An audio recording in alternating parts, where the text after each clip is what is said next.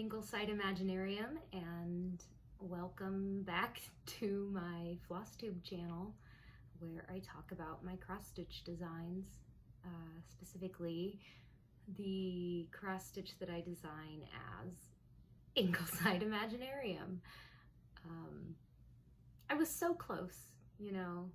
I had one more month, one more Myths and Stitches video to make, and then my life got swallowed up by preparing for Nashville Needlework Market.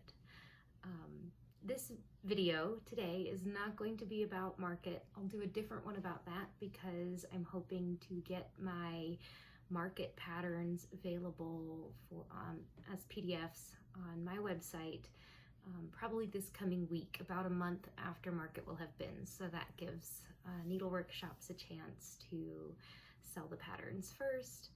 And yeah, I'll make a video going over all of my market releases and also my experience at market when I'm ready to get all of that stuff up and available.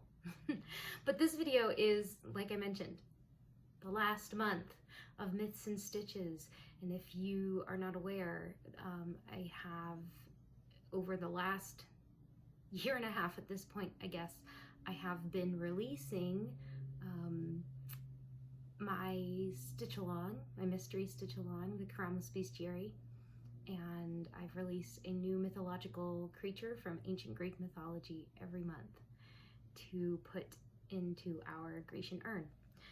And we made it to the end. Can you believe it? I have here the fully framed, finished piece, and I'll show it to you now. Here it is, the full Keramos Bestiary with all of our wonderful Greek creatures. And in this frame here, I picked this because it has kind of a band, a repeating sort of band on the side, and almost has that 3777 color. I thought about going in and painting those, but I don't want to mess up my frame. So yeah, here is Keramos Bestiary. And here is the creature, our very last creature, making up our base of our urn. And this is the Minoan octopus.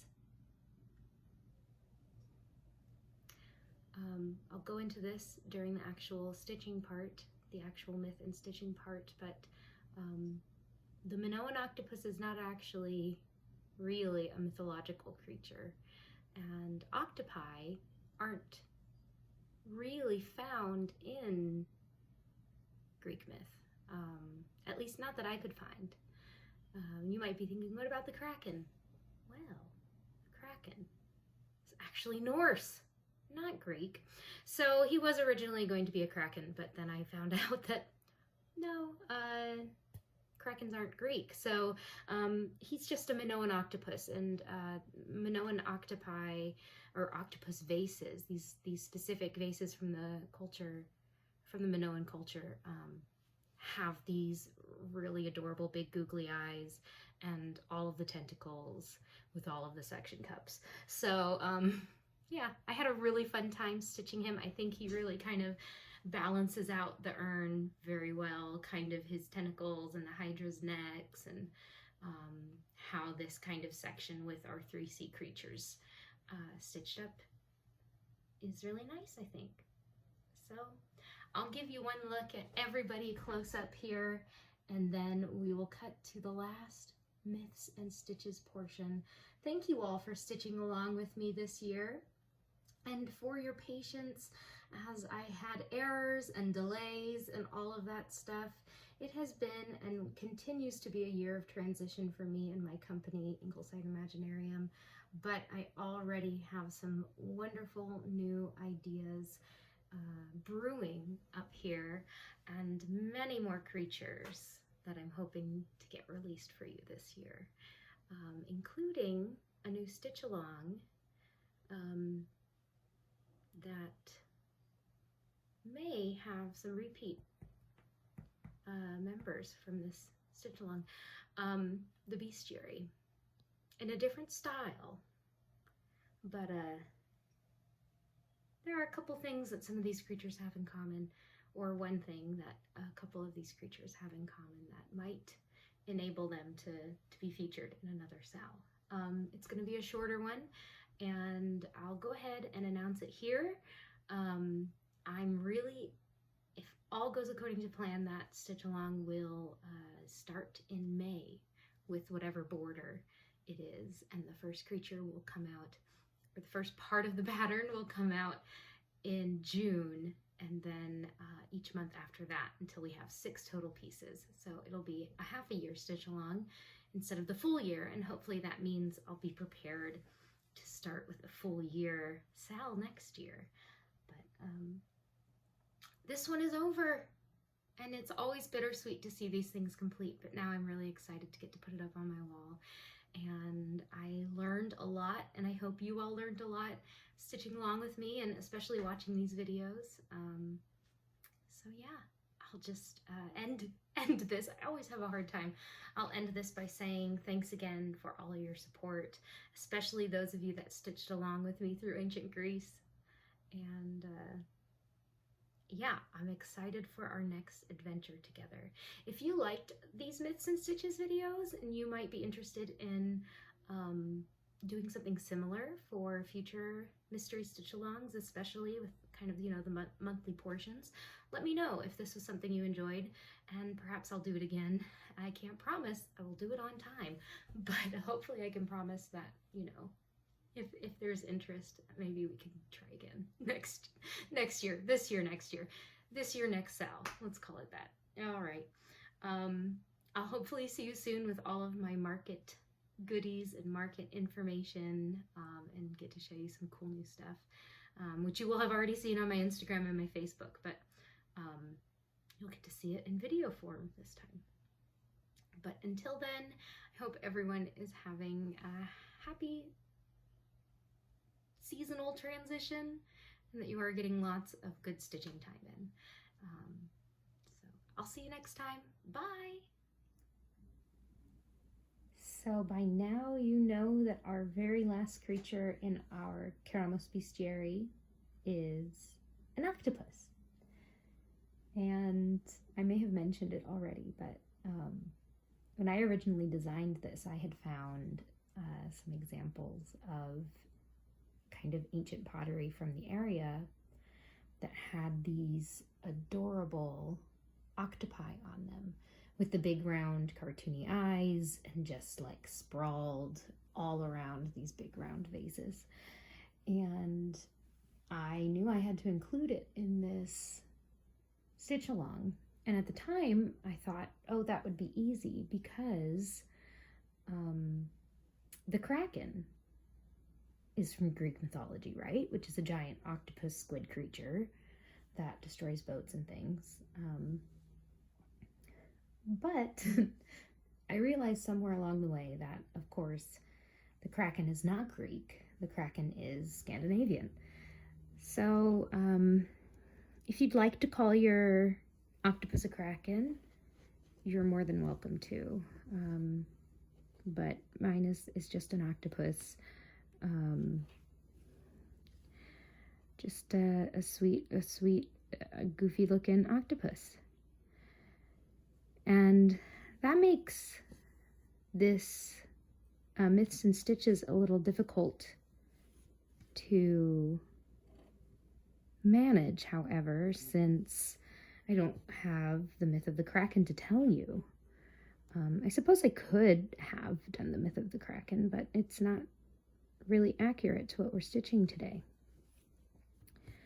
So instead, I thought what I would do is tell you a little bit about the pottery side of things in this case, because these octopus vases or jugs were from a very specific culture that was living in the Mediterranean at the time. And actually, we have already talked about this culture. If you remember when we were discussing the Minotaur and his dad, King Minos, And, they all lived on the island of Crete. Well, around the 20th century, a civilization that used to live in ancient times on the Isle of Crete was kind of almost rediscovered. All the artifacts and the kind of leftover buildings and frescoes and things kind of were all linked together to an ancient culture that had once lived there. And because it was on the Isle of Crete, and thinking about Greek mythology, this culture was called the Minoans. So the Minoan civilization, I suppose, wouldn't have been called the Minoans back when they were living. And it's not quite clear what happened to the civilization for it to die out. And then, Crete and the surrounding islands kind of to be absorbed into Greek culture, a larger Greek culture. However, by examining all the artifacts and stuff that we have found, it was quite clear that it was a thriving culture.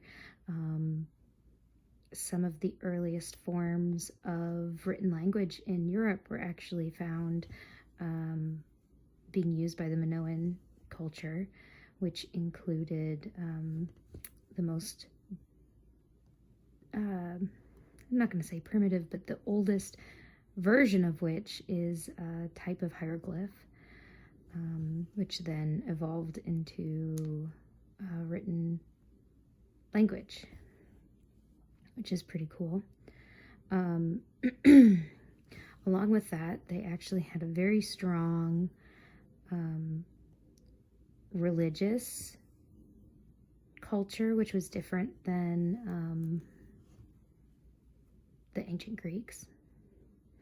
Although by the time of King Minos, perhaps they were worshiping the same gods as ancient Greece, because, at least in the Greek version of the myth that survives to today, King Minos was worshipped Poseidon, or at least, was supposed to sacrifice his bull, the white bull of Crete, to Poseidon.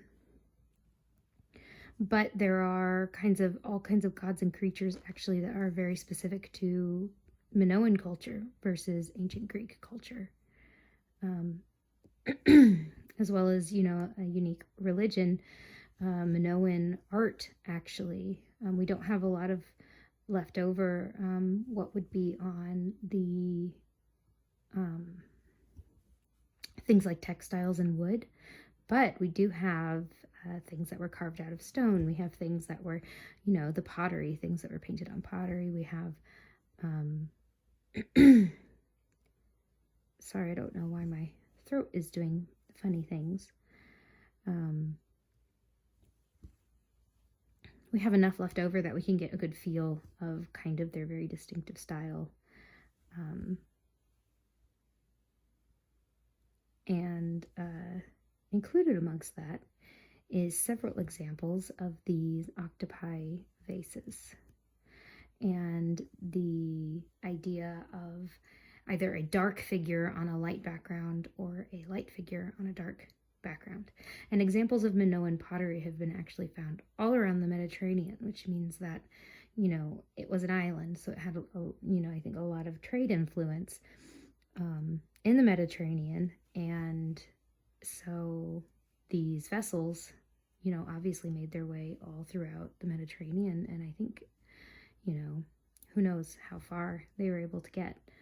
But I thought that was pretty interesting, because this style of pottery was kind of taken around the Mediterranean. It definitely inspired the ancient Greek artists and the ancient Greek artisans that were making their pottery at the time. So it is, I think, fitting to have the Minoan octopus on this bestiary because of the Minoan culture's influence on the Greek pottery that inspired this stitch along. Alright, so I actually really didn't like how that back stitch was looking around the eyes, so I did some frogging off camera, and you'll see that I am doing something different now. This is kind of an inside look into the process of designing. You know, you can get even, you know, as nice as you think it's going to look on the computer when you design it. It's always a different kind of thing when you get it actually in thread on fabric. So yeah, instead of the white, I am outlining the eyes in black just to smooth out the little circular, the goggle shape, and I think it will look better. But there might not be a lot of progress on this one, because I just had to frog what little progress I had, and two, like I said, there's just not as much material for the octopus in Greek mythology. So probably the monster closest to an octopus that we encounter in Greek mythology, if you want to say that, you know, acknowledge the fact that the Kraken does come from another culture's mythology, and if you want to acknowledge that the Cetus, which the Kraken replaced in modern tellings of the Perseus myth, was more of a whale creature. The closest that we get is a creature some of you might be familiar with, at least by name, if you don't think of it as an octopus, because really she isn't an octopus, I would say. But if you've read stories of Greek heroes like Jason and the Argonauts, as well as Odysseus, you will know that there's a certain part of the ocean that sailors must navigate between. It's a strait between two cliffs, and on either side of this cliff rests the home or living place of a monster, each having its own dangers. And these monsters were Charybdis and Scylla. Charybdis was a giant whirlpool who several times a day drew in and expelled large amounts of water, and oftentimes, if you risked going that way, your ship could be sunk into the whirlpool and destroyed, or different sailors could be sucked off board and drown.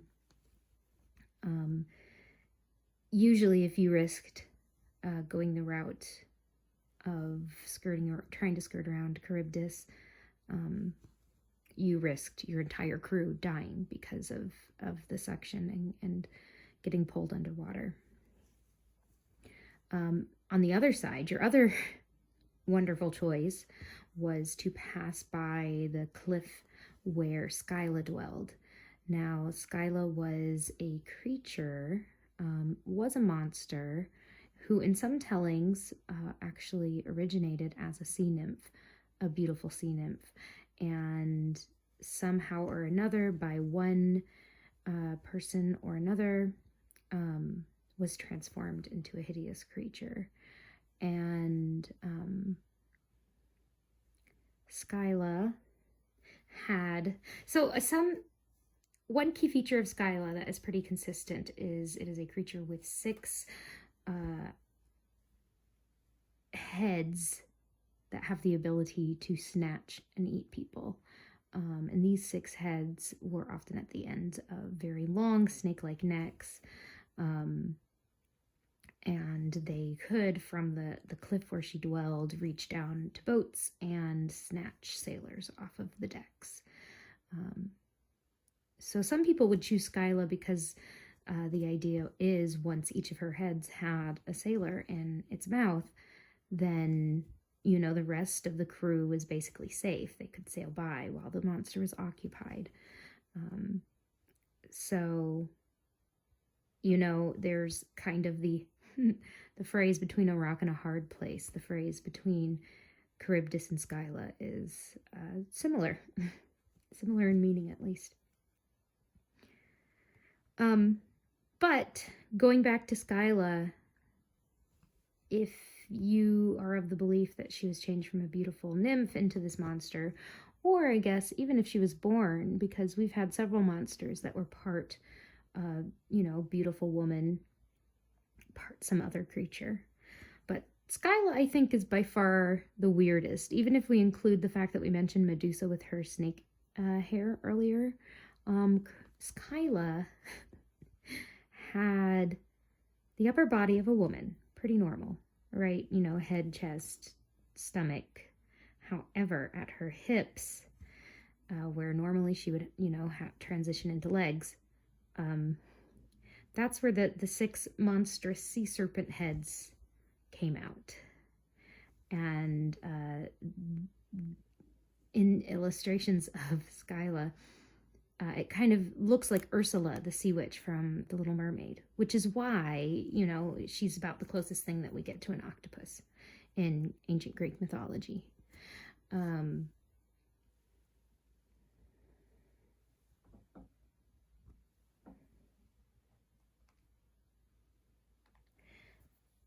The other interesting thing about Scylla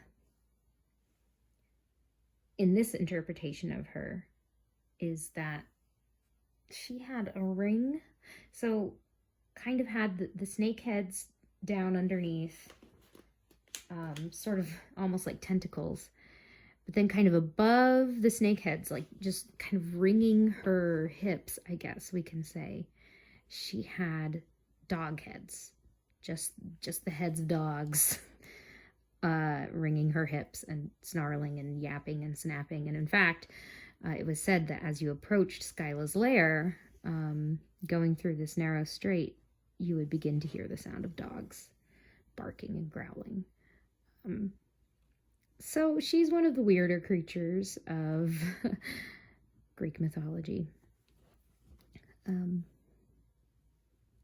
So you could call this little guy at the bottom of our Grecian urn, if you'd like. You can call this creature a kraken.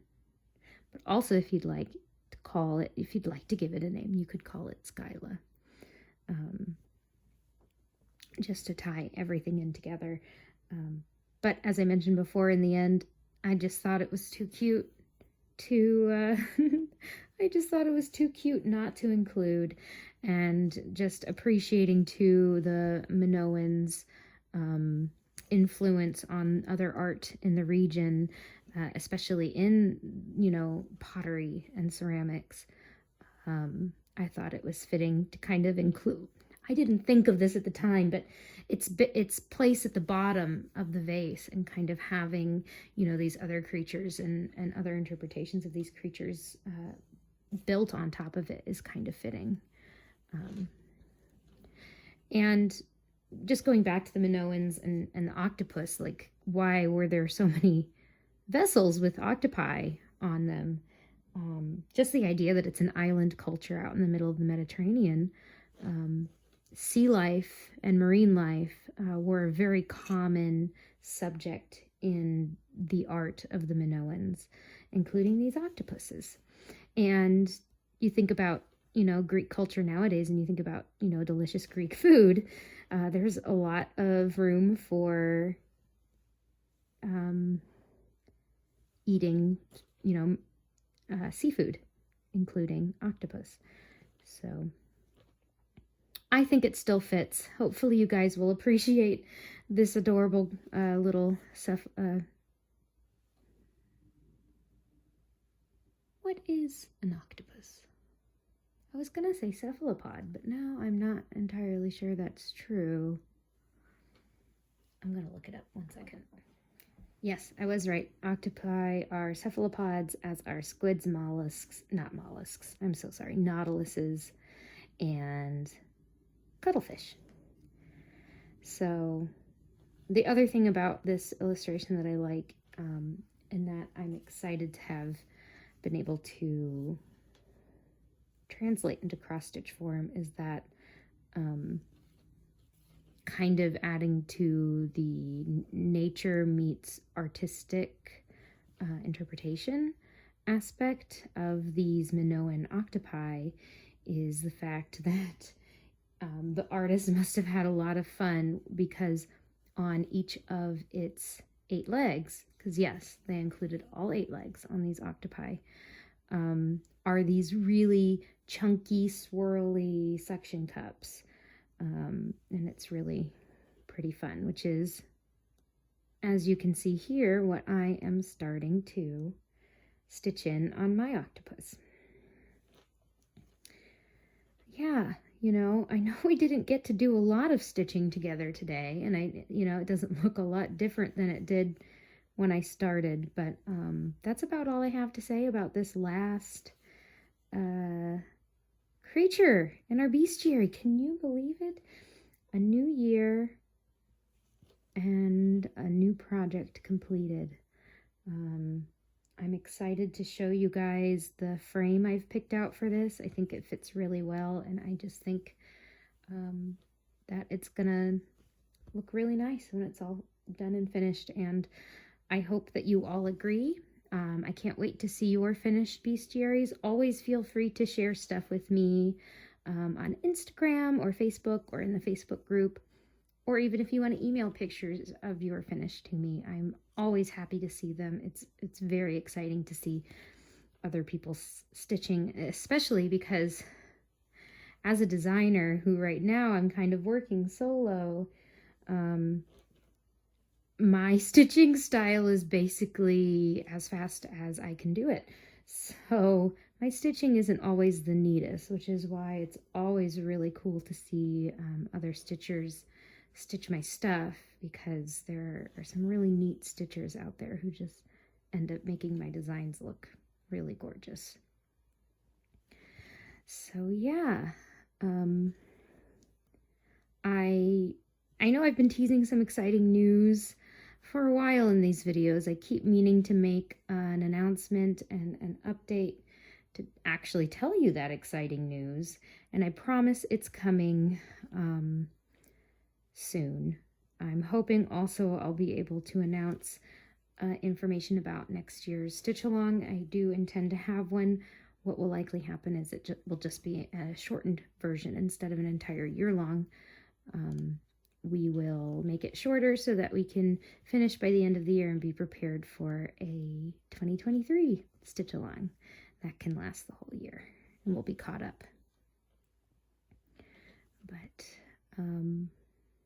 yeah, otherwise, I hope you enjoyed stitching your octopus, and I really hope you enjoyed stitching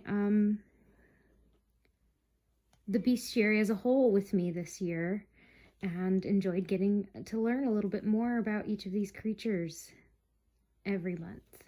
It was, Greek mythology has always been something I'm interested in. I remember going to the library and finding the mythology/fantasy section and just getting all of the books and learning about all of the Greek gods, and mostly being excited about all of the cool creatures involved. And this year it was really cool to be able to dig in and do a lot of learning myself and getting a new view on all of these myths as an adult.